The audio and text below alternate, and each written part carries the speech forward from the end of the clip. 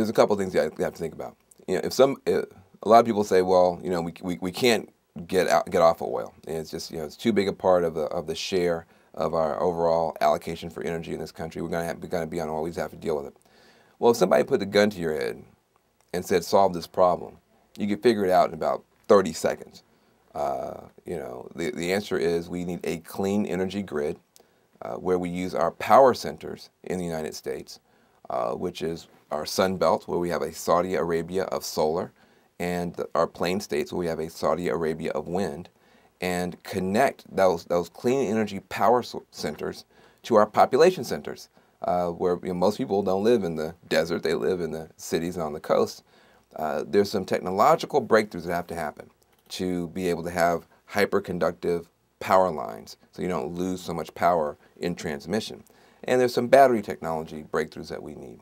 But in the 10 years that it's going to take us to get a few drops of oil through coastal drilling into the system, you could completely overhaul the grid and have a clean energy, smart grid. And the benefits of that are, number one, no more wars for oil, no more policing global oil supply lines, tremendous savings.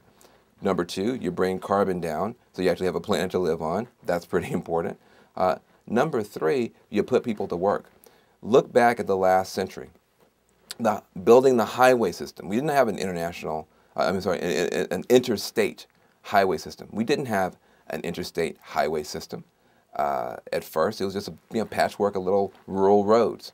We created an interstate highway system because we were afraid, what if we're invaded? How can we move personnel and people and material around? Well, that laid the basis for the economy that we have. We have trucking and shipping and all kinds of stuff going on.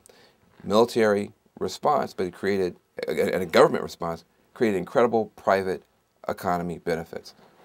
Then look at the information superhighway. Same thing. Government came in initially, made it work. Now people are making billions of dollars off of the internet. Well, now it's time to figure out not how to move bodies and cars around or how to move data around, but how you move clean energy electrons around. How do you produce and distribute? That public works project, for lack of a better term, can put people to work, bring down carbon, and guess what? The sun's always free.